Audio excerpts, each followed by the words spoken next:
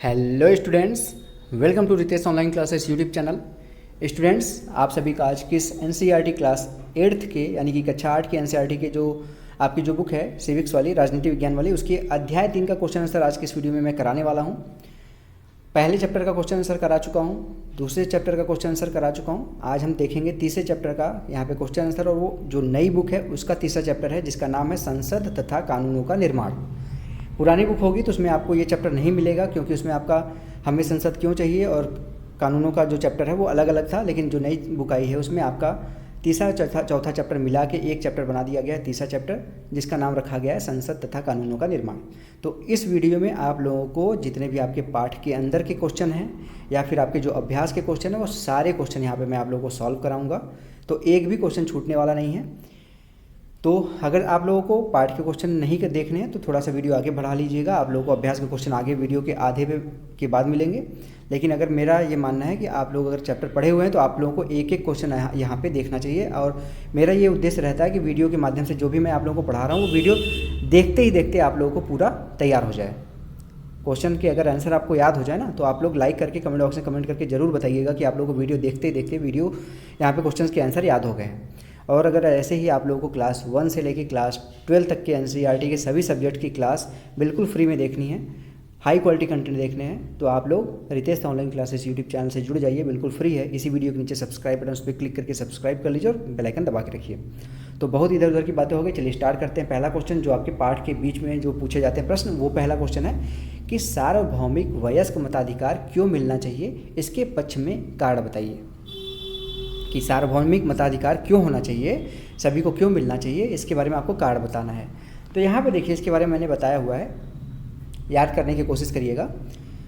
सार्वभौमिक वयस्क मताधिकार से तात्पर्य यह है कि देश के सभी वयस्क नागरिकों को वोट देने का अधिकार है। यानी कि जो भी देश के नागरिक हैं जो 18 साल से ऊपर हैं वो वयस्क माने जाते हैं, तो उन सभी को यहाँ पे वोट डालने का अधिकार मिलना चाहिए। औपनिवेशिक शासन के अनुभव और स्वतंत्रता संघर्ष में तरह तरह के लोगों की हिस्सेदारी के आधार पर राष्ट्रवादियों को विश्वास हो गया था कि स्वतंत्र भारत में सभी लोग अपने जीवन को प्रभावित करने वाले फैसलों में हिस्सा लेने की क्षमता रखते हैं। यानी कि ऐसा नहीं था ना कि जब आपके ऊपर अंग्रेज़ों का शासन था तो हिंदुस्तान के ऊपर, तो वहाँ पे सिर्फ किसी एक धर्म के लोग, एक जाति के लोगों ने संघर्ष किया हो। सभी धर्मों के लोग, सभी जातियों के लोगों ने संघर्ष किया। जब सभी धर्मों के और सभी जातियों के लोगों ने संघर्ष किया तो उनको अपने जो फैसले हैं उसमें भी हिस्सा लेने की बराबर जिम्मे वहाँ पे उनको मौका मिलना चाहिए। इसलिए सार्वभौमिक वयस्क मताधिकार से लोग खुद की ज़रूरतों और मांगों के प्रति संवेदनशील रहेंगे। तो इसलिए सार्वभौमिक वयस्क मताधिकार मिलना चाहिए सबको। दूसरा चैप्टर है यहाँ पे देखिए, दूसरा क्वेश्चन, क्लास मॉनिटर का चुनाव शिक्षक द्वारा किया जाता है या विद्यार्थी के द्वारा। आपकी राय में इस बात से कोई फ़र्क पड़ता है या नहीं, चर्चा कीजिए। तो यहाँ पे आपको पूछा गया आपसे कि क्या क्लास में जो आपके मॉनिटर होता है वो बच्चों के द्वारा चुना जाता है या फिर टीचर के द्वारा। और चाहे वो बच्चों के द्वारा चुना जाता हो चाहे वो टीचर के द्वारा चुना जाता हो, उससे कोई फ़र्क पड़ता है या नहीं पड़ता। तो जाहिर सी बात है, आप लोग खुद देखे होंगे अपने आसपास के, अपनी क्लास में, अपने आगे पीछे की क्लास में, कि जो मॉनिटर होता है ना अक्सर उसको टीचर चुनता है कि यार तुम मॉनिटर होगे, ठीक है। लेकिन चुना किससे जाना चाहिए, विद्यार्थियों के द्वारा, छात्रों के द्वारा।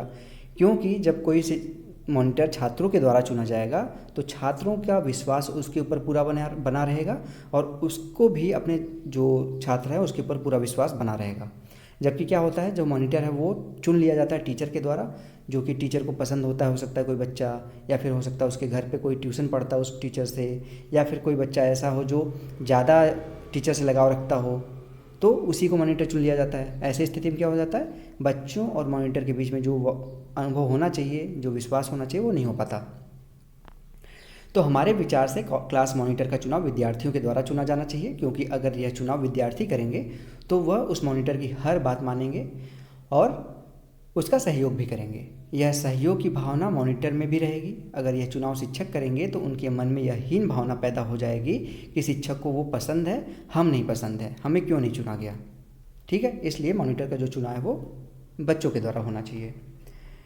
तीसरा क्वेश्चन है, आपको संसद में महिलाओं की कम संख्या का क्या कारण समझ में आता है, चर्चा करें। अब देखेंगे संसद में गिनी चुनी महिलाएं पहुंचती हैं वहाँ पे, तो आपको बताना है कि ऐसा क्यों होता है कि संसद में महिलाओं की संख्या कम है। तो देखिए यहाँ पे जाहिर सी बात है कि अभी भी हमारे समाज में सब कहते तो हैं कि महिलाएं पुरुषों के बराबर हैं, लेकिन अभी भी हमारे मन में दिमाग में ये चलता रहता है कि कुछ ऐसे काम हैं जो महिलाएं नहीं कर सकती, कुछ ऐसे काम हैं जो महिलाएं उसको समय नहीं दे सकती। महिलाएं घर का काम करती हैं, रहेंगी तो वो संसद में कैसे भागीदारी देंगी। तो यहाँ पे यही चीज़ बताया गया है कि संसद में महिलाओं की कम संख्या का कारण है कि महिलाओं को यहाँ पे संसद से जुड़े रहने के लिए कम समझना, उन्हें पुरुषों के मुकाबले कमज़ोर मानना, महिलाओं को आर्थिक रूप से स्वतंत्र नहीं समझा जाता। कहीं तक ये सोचा जाता है कि वे घर का काम करने में भी व्यस्त रहेंगी और राजनीति में दिलचस्पी भी उनका कम रहेगा। इसकी वजह से संसद में उनकी भागीदारी अभी भी कम है। तीसरा क्वेश्चन समझ में आ गया। अब देखिए चौथा क्वेश्चन, थोड़ा सा जूम आउट कर लेता हूँ। चौथा क्वेश्चन देखिए, विधायक यानी कि जिसको हम एमएलए कहते हैं, कौन होता है और उसका चुनाव कैसे किया जाता है। ठीक है, इस बात को समझाने के लिए निर्वाचन क्षेत्र और प्रतिनिधि शब्द का प्रयोग करिए। तो यहाँ पे आपको बताना है कि आपका जो एमएलए होता है यानी कि विधायक होता है, उसका चुनाव कैसे किया जाता है। ठीक है, और निर्वाचन क्षेत्र और प्रतिनिधि के नाम से के शब्दों का प्रयोग करके उसके बारे में समझाइए। तो सबसे पहले एक चीज़ याद रखिएगा, एमएलए का फुल फॉर्म होता है, पहले तो ये याद रख लीजिए, यहाँ पे member of legislative assembly, member of legislative assembly, MLA इसका फुल फॉर्म होता है, याद रख कर लीजिएगा, काफ़ी बार पूछा जा चुका है। तो यहाँ पे देखिए बताया गया है, राज्य की विधायिका के सदस्य को विधायक कहते हैं। जो आपके जैसे आप किसी भी राज्य के हैं, जैसे उत्तर प्रदेश राज्य के हैं या बिहार के हैं, मध्य प्रदेश के हैं, राजस्थान के हैं, छत्तीसगढ़, किसी भी राज्य के हैं, तो उसका कोई ना कोई विधानसभा होगा।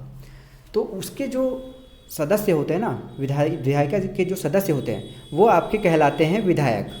और हर राज्य को कई निर्वाचन क्षेत्रों में बांटा जाता है। सब राज्यों का अलग अलग निर्वाचन क्षेत्र होता है। जितना बड़ा राज्य उतना ज़्यादा निर्वाचन क्षेत्र, जितना छोटा राज्य उतना कम निर्वाचन क्षेत्र, जितना वो आपकी जनसंख्या के ऊपर भी डिपेंड करता है। किसी भी निर्वाचन क्षेत्र से चुनकर आया हुआ विधायक उस क्षेत्र के जनता का प्रतिनिधित्व करता है। तो ये होता है आपका एमएलए, विधायक और प्रतिनिधि और निर्वाचन क्षेत्र। आपका यहाँ पे शब्दों का प्रयोग करके ये आपने समझा दिया। पांचवा क्वेश्चन है आपके अभ्यास यहाँ पे पाठ का। अब इसके बाद आपका आएगा अभ्यास वाले प्रश्न। तो ये क्वेश्चन देख लीजिए, इसके बाद अभ्यास के प्रश्न शुरू करते हैं। पांचवा प्रश्न है आपका, राज्य विधानसभा और संसद यानी कि लोकसभा के बीच क्या फ़र्क है, इस बारे में अपने शिक्षक के साथ चर्चा कीजिए। तो आपको यहाँ पे बताना है कि जो राज्य का जो विधानसभा होता है और जो लोकसभा होता है संसद का, उसमें क्या अंतर है। तो राज्य की जो विधायिका होती है उसको विधानसभा कहते हैं। जैसे किसी राज्य के हैं आप, तो वहाँ पे जो विधायिका होती है, जहाँ पे विधायक लोग बैठते हैं, मुख्यमंत्री बैठते हैं, वो आपकी विधानसभा कहलाती है। वो हर राज्य में होता है अपना अपना।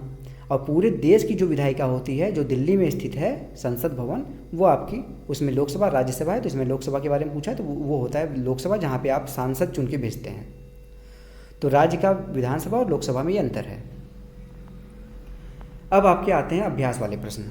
अभी तक कितना क्वेश्चन देखा आपने? 5 क्वेश्चन जो आपके चैप्टर के बीच के थे, जो चैप्टर के बीच में पढ़ेंगे ना, तो उसमें आपको देखने को मिलेगा। और मेरा ये मानना है कि अगर आप लोग क्वेश्चन आंसर कर रहे हैं तो आप लोग चैप्टर पढ़े रहें तो ज़्यादा अच्छा रहेगा। कहीं से भी पढ़े रहें, बुक से पढ़े रहें, किसी टीचर से पढ़े रहें, किसी और यूट्यूब चैनल से पढ़े रहें, लेकिन पढ़े रहें। नहीं पढ़े हुए हैं तो इसी वीडियो के नीचे डिस्क्रिप्शन बॉक्स में मैं लिंक दे दूंगा, उसको पढ़ लीजिएगा। अच्छे से पढ़ाया। अब देखिए अभ्यास के प्रश्न, पहला प्रश्न है, राष्ट्रवादी आंदोलन ने इस विचार का समर्थन किया कि सभी वयस्कों को मत देने का अधिकार होना चाहिए। जो राष्ट्रवादी आंदोलन हुआ था उसके बाद, उनके समर्थनों के बाद पता चला कि हमको सभी को वयस्क मताधिकार देने का अधिकार होना चाहिए, सभी लोगों को। तो इसके बारे में बताना है आपको। तो सन 1885 में ही भारतीय राष्ट्रीय कांग्रेस ने मांग की कि विधायिका में निर्वाचन सदस्य होने चाहिए और उन्हें बजट पर चर्चा करने एवं प्रश्न पूछने का अधिकार मिलना चाहिए। ये हो गया 1885 में मांग किया था। 1909 में क्या हुआ? 1909 में बने गवर्नमेंट ऑफ इंडिया एक्ट ने कुछ हद तक निर्वाचित प्रतिनिधित्व की व्यवस्था को मंजूरी दे दी। हालांकि ब्रिटिश सरकार के अंतर्गत बनाई गई शुरुआती विधायिकाएं राष्ट्रवादियों के बढ़ते जा रहे दबाव के कारण ही बनी थी, लेकिन इनमें भी सभी वयस्कों को न तो वोट डालने का अधिकार दिया गया था और न ही आम लोगों को निर्णय लेने का हिस्सा लेने का अधिकार दिया गया था। क्योंकि राष्ट्रीय नेता इस एक्ट से संतुष्ट नहीं थे, 1909 वाले में उससे संतुष्ट नहीं थे, इसलिए 1919 एवं 1935 के एक्ट के अंतर्गत मतदाताओं की संख्या बढ़ी, परंतु वयस्क निर्माण मताधिकार लागू नहीं किया गया, यानी कि 1919 में भी लागू नहीं हुआ, 1935 में भी लागू नहीं हुआ। भारतीय नेताओं ने वयस्क मताधिकार की मांग की और जब उन्हें संविधान निर्माण का अवसर मिला यानी कि 1950 में, तो उन्होंने वयस्क मताधिकार का यहाँ पे सिद्धांत लागू कर दिया, यानी कि जितने भी लोग वयस्क माने जाएंगे, 18 साल के ऊपर होंगे, वो सभी लोग अपना मत का अधिकार कर सकते हैं, चुनाव में वोट डाल सकते हैं। तो ये हो गया पहला क्वेश्चन। दूसरा क्वेश्चन देखिए, यहाँ पे आपकी ये फिगर वाला क्वेश्चन, आप बुक देखेंगे, क्वेश्चन आंसर वाला देखेंगे, जब सॉल्यूशन देख वहाँ पे अभ्यास के, तो उसमें आपको दाहिनी तरफ एक फिगर दिखेगा, भारत का नक्शा पूरा। उसको देख के आपको बताना है कि बगल में जो फिगर देख रहे हैं आप, उसमें 2004 के संसदीय चुनाव क्षेत्रों का नक्शा दिया गया है। इस नक्शे में अपने राज्य के चुनाव क्षेत्रों को पहचानने का प्रयास करें। जिस भी राज्य के होंगे उसको चुनाव क्षेत्र को पहचानने का प्रयास करें। अपने चुनाव क्षेत्र के सांसद का नाम क्या है, आपके राज्य के से संसद में कितने सांसद जाते हैं, कुछ निर्वाचन क्षेत्रों को हरे और कुछ को नीले क्यों रंगा गया, ये बताना है। तो यहाँ पे मैंने एक एग्जाम्पल के रूप में यहाँ पे लिख रखा है। आप जिस भी राज्य से होंगे, जिस भी निर्वाचन क्षेत्र से होंगे, उसका अपने हिसाब से लिख लीजिएगा। यहाँ पे जैसे लोकसभा चुनाव है करनाल का, यहाँ पे सांसद थे कांग्रेस के श्री अरविंद शर्मा जी। राज्य है ये हरियाणा है, यहाँ पे कुल सीटें हैं 10 सांसदों की, और 10 यहाँ पे राज्य हरियाणा, लोकसभा सीटें यहाँ पे 10 है। हरे रंग के निर्वाचन क्षेत्र जो है वो अनुसूचित जनजाति के लिए हैं, और जो नीले रंग के निर्वाचन क्षेत्र है वो अनुसूचित जातियों के लिए हैं। ठीक है, नीला यानी कि आपका एससी के लिए, और ये जो ग्रीन है वो एसटी के लिए। तीसरा क्वेश्चन देखिए, यहाँ पे अध्याय 1 में आपने पढ़ा था कि जो संसद वाला जो पढ़ा था, हमारा संविधान वाला, उसमें बता रहा है, आपने पढ़ा था कि भारत में प्रचलित यहाँ पे संसदीय शासन व्यवस्था में 3 स्तर होते हैं। इनमें से एक स्तर होता है संसद, जो केंद्र सरकार होता है। दूसरा स्तर होता है विभिन्न राज्य की विधायिका, ठीक है, जो राज्य सरकार का होता है। अपने क्षेत्र के विभिन्न प्रतिनिधियों के से संबंधित सूचनाओं के आधार पर निम्नलिखित तालिका को भरें। तो ये तालिका मैंने भर दिया अपने हिसाब से, आप अपने अनुसार से इसको चेंज कर लीजिएगा। जैसे कौन से राजनीतिक दल अभी सत्ता में है, आप सभी को पता है इसमें राजनीतिक दल आपका भारत में आपका केंद्र सरकार में भी बीजेपी है, और हमारे यूपी में मैं हूँ तो यहाँ पे भी बीजेपी है, या आप हरियाणा से तो वहाँ पे भी बीजेपी है। अभी आपके निर्वाचन क्षेत्र का प्रतिनिधि कौन करता है, तो यहाँ पे जैसे हरियाणा के हैं तो वहाँ पे मनोहर लाल खट्टर थे पहले, कुछ समय पहले, अब त्यागी जी आ गए हैं। लेकिन मैं यूपी से बिलोंग करता हूँ तो यहाँ पे योगी आदित्यनाथ जी हैं। उसके बाद देश के प्रधानमंत्री तो श्री नरेंद्र मोदी जी ही हैं। उसके बाद तीसरा यहाँ पे है आपका, अभी कौन सा राजनीतिक दल विपक्ष में है, तो इस समय प्रेजेंट टाइम में कांग्रेस है, इंडियन नेशनल कांग्रेस लिख लीजिएगा इसको। पिछले चुनाव कब हुए थे, तो पिछले चुनाव हुए 2024 में, इसको 2024 कर लीजिएगा।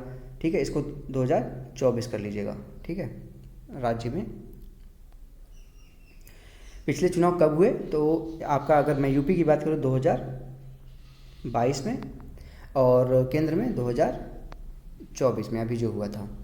अगला चुनाव कब होगा, तो 2027 में ये चुनाव होगा 5 साल बाद, और 2029 में चुनाव होगा। इसको सुधार लीजिएगा।